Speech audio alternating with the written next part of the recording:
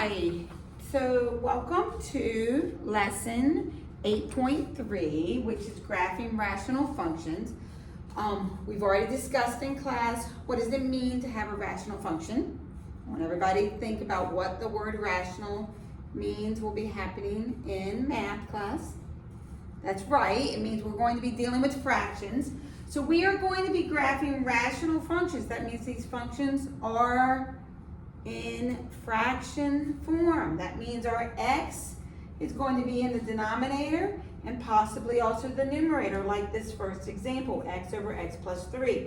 So we're going to be graphing rational functions. We have a numerator in terms of x, denominator in terms of x. Sometimes we might just have a constant, like that 5 on top, but there will always be an x in the denominator. So these are all three examples of rational functions, x over x plus 3, 5 over x minus 6, and then down here, x plus 4 over x minus 1 times x plus 4. Now if we come back here, we learned in an earlier section that the denominator of a fraction can never equal what? That's right, the denominator cannot equal 0, or it will be undefined. So in this problem, we know x plus 3 can't be 0. So what would that mean that x cannot be? That's right, x cannot be negative 3 because that would make a 0 in the denominator.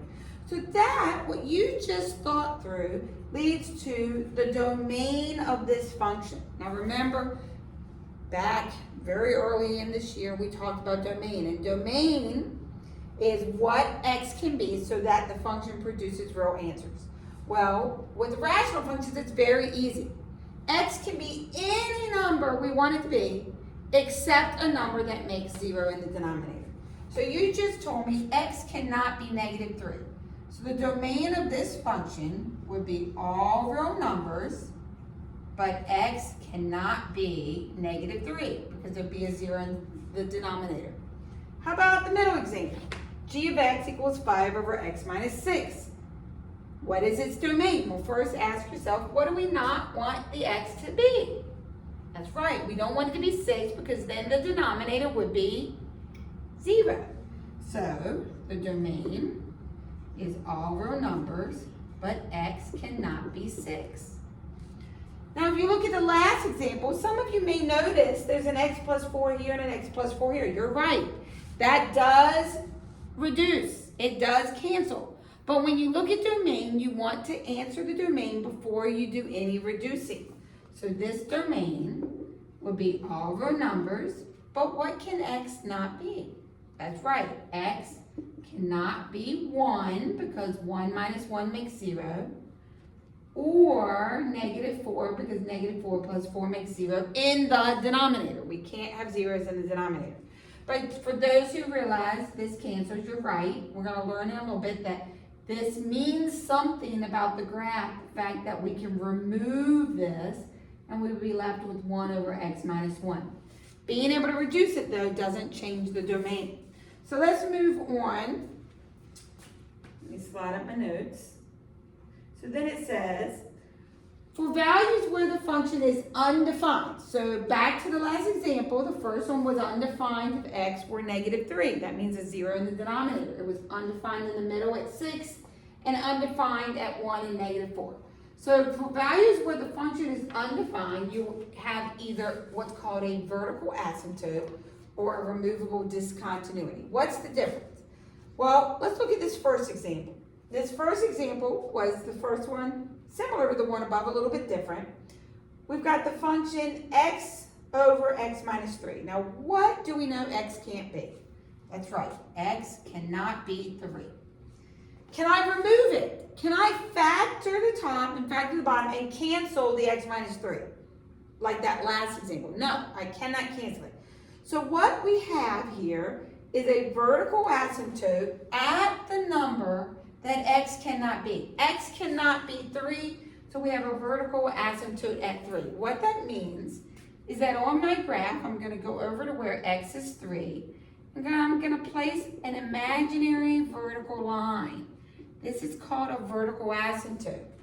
What that means is that when we graph this, the graph will never touch that line. It will never cross that line because it's called a vertical asymptote.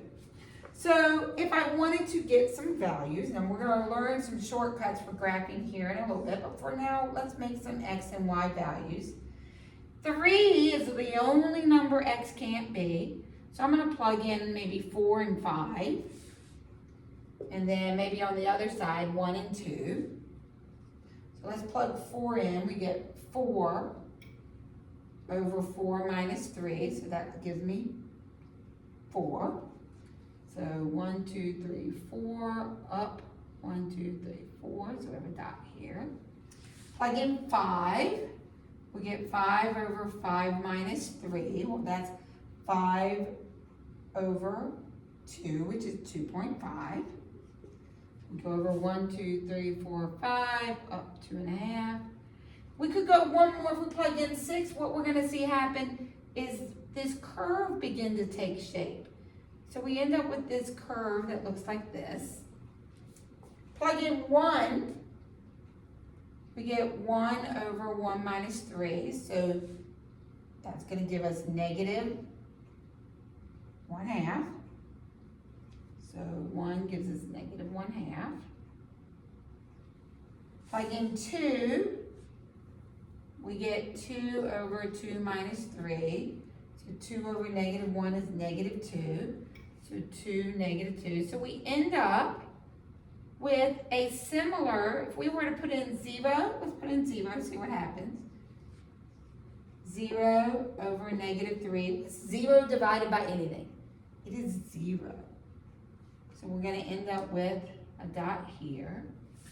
And this probably went a little low here.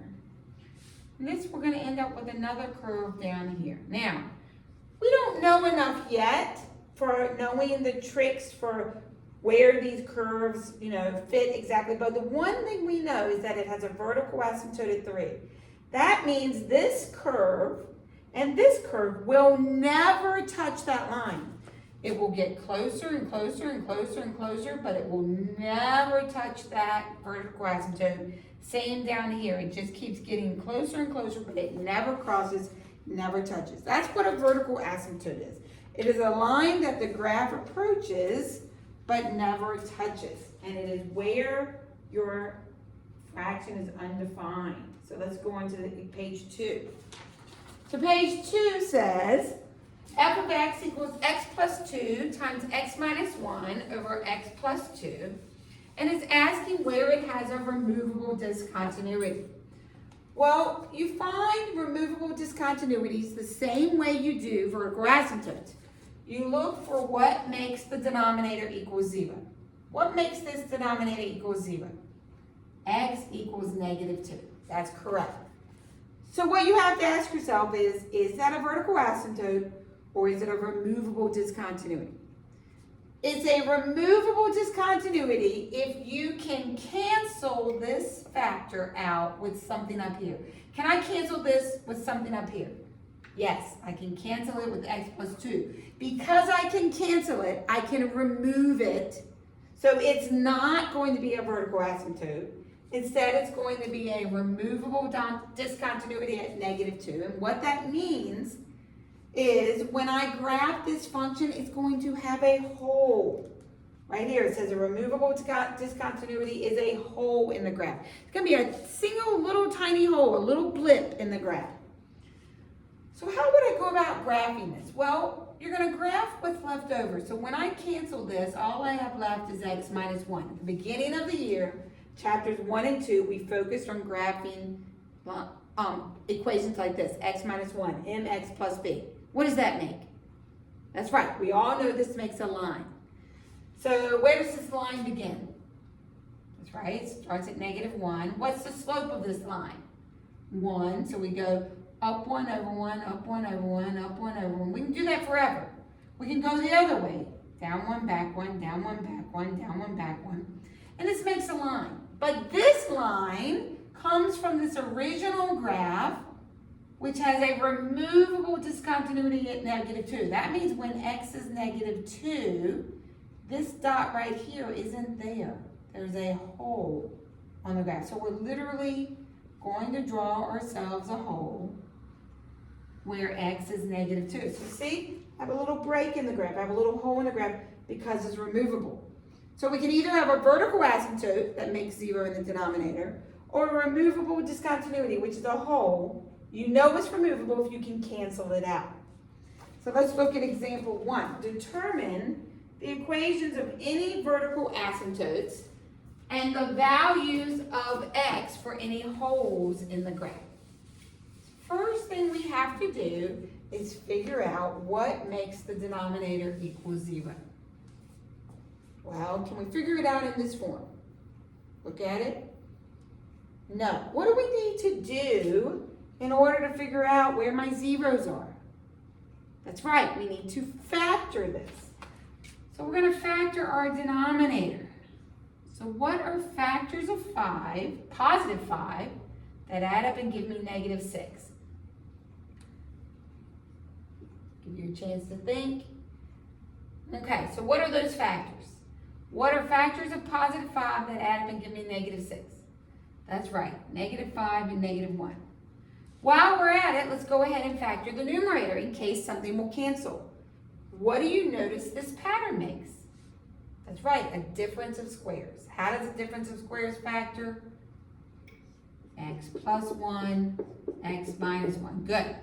So let's start with the vertical asymptotes, and then we'll list the removable discontinuities. Well, both of them come from deciding what will make the denominator equal 0. What will make this denominator equal 0?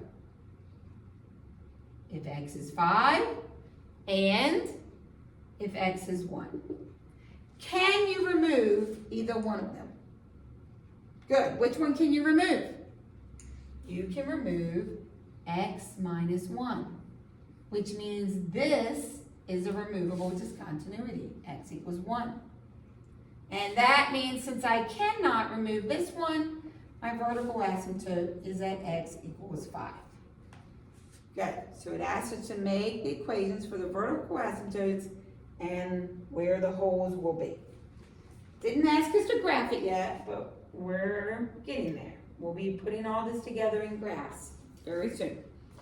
So next, we want to learn the parent function for a rational function. Now, we've had lots of parent functions this year. We've had the absolute value of x. What does that make? Good, a v. We've had x squared. What does that make? A parabola. We've had the most recent square root of x. On our last test, what did the square root of x make? That's right, it made the swoosh, made this graph, right? Well, 1 over x has a parent graph that we need to memorize, and the parent function for 1 over x are called hyperbolas. These curves are called hyperbolas. You want to know that vocabulary word, hyperbolas. They are 2 curves, one in the top right corner, one in the bottom left corner. You have a vertical asymptote right down the y-axis, so that's x equals 0. And you have a horizontal asymptote. In just a second, we're going to learn how to find the horizontal asymptote. So these curves never touch the vertical asymptote, and they never touch the horizontal asymptote. So you have a horizontal asymptote, y equals 0, vertical asymptote, x equals 0. So how do we already learned how to get vertical asymptotes. We learned how to get holes. Now we're going to learn how to get this horizontal asymptote. So turn the page. And how do you get horizontal asymptotes? It says horizontal asymptotes occur where a value is excluded from the range. Okay, remember domain is x, range is y. So a horizontal asymptote is a value that is excluded from the y's. And the way you find them, and one day when you move up through your math classes, you'll learn a process in calculus that will help you to find these asymptotes. But what you're asking yourself is, as x increases or decreases, so as my x gets bigger and bigger and bigger, in either the positive direction or the negative direction, does the graph of the function get closer and closer to a horizontal asymptote. But there are shortcuts that we're going to use to find the horizontal asymptotes. So these are your three shortcuts for finding your horizontal asymptotes. If the degree, remember the degree of a function is the highest exponent, that's correct. If the degree of the numerator is equal to the degree of the denominator, the horizontal asymptote will be the ratio of the leading coefficients. What does that mean? In this example, what's this exponent? 1. What's this exponent? 1. They have the same degree. Since they have the same degree, the horizontal asymptote will be the ratio of those leading coefficients. So my horizontal asymptote will be y equals 2/3. Second rule, if the degree of the numerator is less than the degree of the denominator, the horizontal asymptote will always be 0. So if the degree of the numerator, what's the degree of this numerator? There's no x. There's no x, the degree is 0. If the degree of the numerator is less than the degree of the denominator, which is 1, so this the degree is 0, this the degree is 1. Since the denominator is bigger, the horizontal asymptote will automatically always be y equals 0. And the third rule, if the degree of the numerator is bigger than the degree of the denominator, there's no horizontal asymptote. So if you look at the last example in your notes, x squared has a bigger degree than x, so since it has a bigger degree in the numerator, there's no horizontal asymptote. So let's look at example 2. So we're going to pull everything together that we've talked about today, and we're also going to add a couple things for graphing these functions. So this first function, f of x equals x over x minus 2. So the first thing we're going to go through on our list that is helpful is we're going to find our x-intercept. From earlier this year, how do you find x-intercepts? You make the y 0. Where's my y? That's right, the f of x. So we're going to make 0 equal x over x minus 2. We need to move the x minus 2 to the other side. So we're going to multiply, and every time we multiply by this, 0 times anything is 0. So my x-intercept is 0, so 0, 0. Then we're going to get our y-intercept. We make our y-intercept by making the x 0. So y equals 0 over 0 minus 2, which is also 0. So in this problem, the x and the y-intercept are the same. They're both at the origin.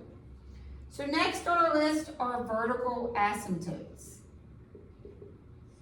Vertical asymptotes are anything that make the denominator 0 and we can't remove it. What makes this denominator 0? Correct, 2. Can we cancel? Can we remove it?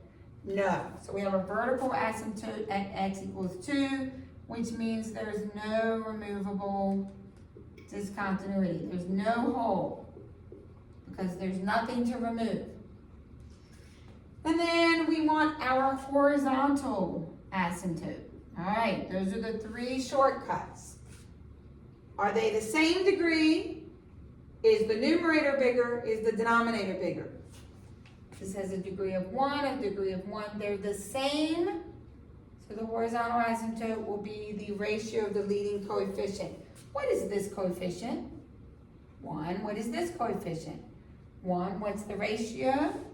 1 over 1. So the horizontal asymptote is 1. So now we're going to sketch this graph. We're going to put our x-intercept and y-intercept at the origin. We're going to put our vertical asymptote at x equals 2. Draw your vertical asymptote at 2. We're going to draw no holes. I'm going to draw our horizontal asymptote at 1. So y equals 1. And then we're ready to draw our 2 curves. And we want to make sure we put them in the correct corners. Well, we see this dot. So we know there's got to be one curve in this corner and it has to go through the origin. So we have to fit a curve between those asymptotes, and we're going to put it in that bottom left corner. Now, I'm pretty sure the other curve is over here, but it could be here, but I'm pretty sure it's here. How can I check? I can pick any number over here, 3, 4, 5, pick a number. You want to use 4, all right. I'm going to use 4, and I'm going to plug it in. 4 over 4 minus 2. 4 over 2 gives me 2. According to this, when x is 4, y is supposed to be right there. So that reassures me that yes, the other hyperbola curve is up in the top right corner. All right, so let's do another example. Now, we're not going to necessarily do all of these on the video. I have a whole bunch of them on your notes, but I would like to get a couple more in your notes because it will make your homework easier to have the extra examples. Okay, so we're going to graph f of x equals x squared minus 9 over x plus 3. First thing I notice is this is a what? Difference of squares. How does it factor? X plus 3, x minus 3 over x plus 3. What am I able to do? That's right, I'm able to remove x plus 3, so all I have is x minus 3. So I'm going to work with this function, but what does removing that tell me I'm going to have? That's right, I'm going to have a hole. I'm going to have a removable discontinuity, which is a hole. Where's the hole going to be? What makes this 0? X equals negative 3. Well, if I removed it, do I have a vertical asymptote? Nope. No vertical asymptote. I look at the degrees. The degree is bigger on top. If the numerator is bigger, what does that tell me about the horizontal asymptote? There's no horizontal asymptote. The only other thing for me to figure out would be if I have an x-intercept. How do you get an x-intercept? You make y 0. So 0 equals x minus 3. So my x-intercept is 3. And I can get my y-intercept. How do you get a y-intercept? That's right, you make x equals 0. So y equals 0 minus 3, which is negative 3. So let's graph this.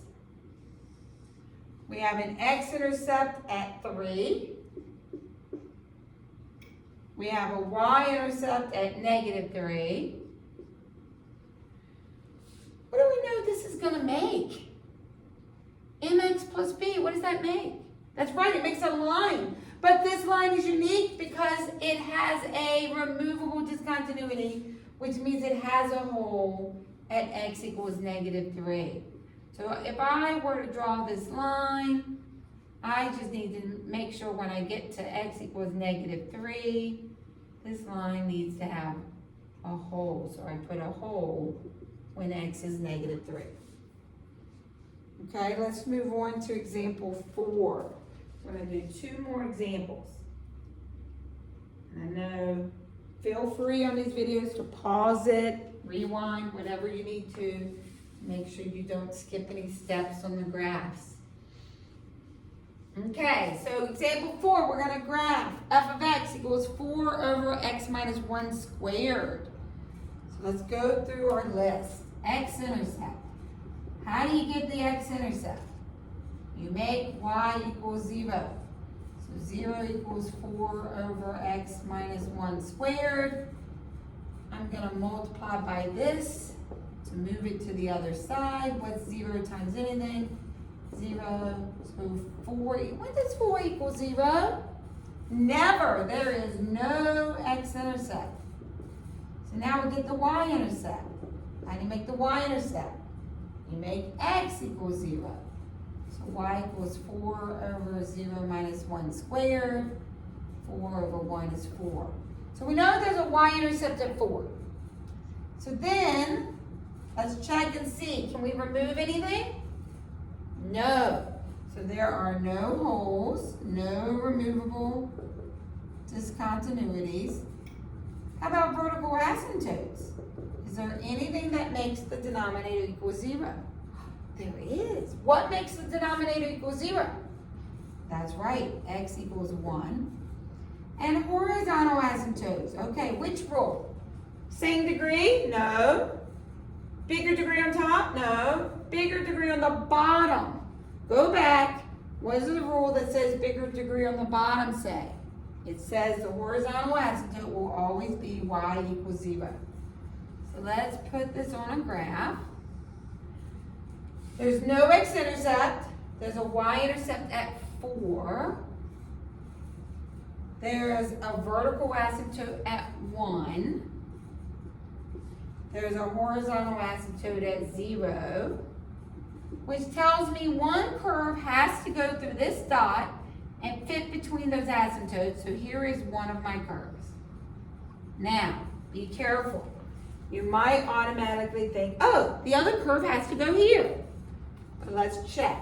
If this is 1, let's plug in a number, 2, 3, or 4. I'm going to plug in 2. So 4 over 2 minus 1 squared gives me 4 over 1, which is 4. When x is 2, y is 4. Look where the other curve goes. It is going to also be up above like the other one. Why did this happen? What was different about this function we haven't seen yet? The square.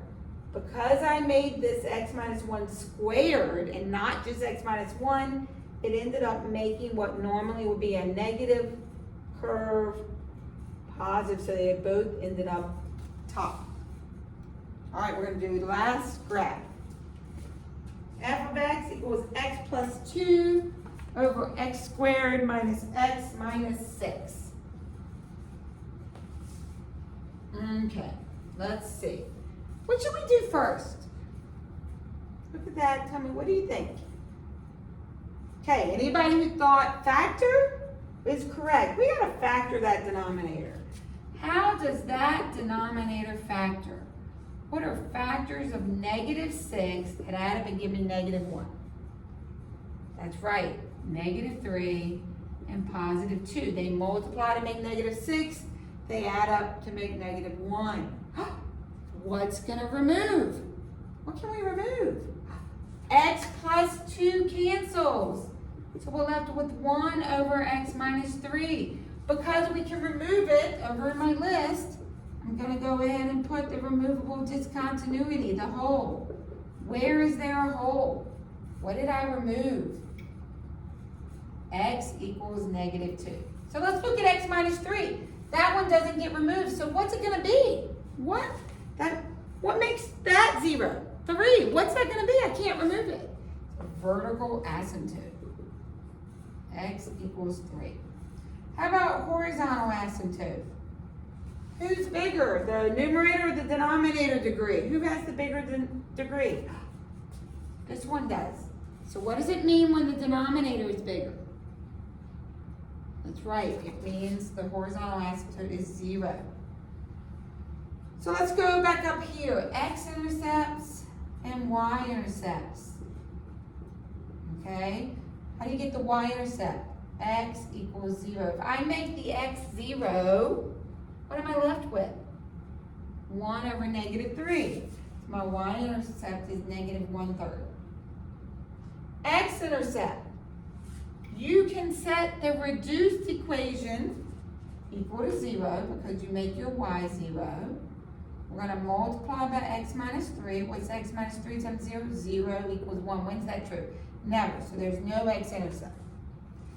So let's graph what we know. We know there's a y-intercept at negative 1/3. So I'm going to put a dot there. We know there's a hole at x equals negative 2. So wherever this curve is, it's going to have a hole. We'll come back to that. There's a vertical asymptote at positive 3. There's a horizontal asymptote at 0. Okay, now look, we have this dot here. That means I have to draw a curve down here that goes through that intercept. But what did we say was happening at negative 2? There's a hole. So we know this is what the curve is going to look like. But when we come over here to negative 2, what do I have to put there? Let's put a little hole in the graph. That's one curve. Now, I think the other curve is here, but how can I make sure it's not here? That's right, we're gonna plug in a number. 1, 2, 3, 4. Let's plug 4 in.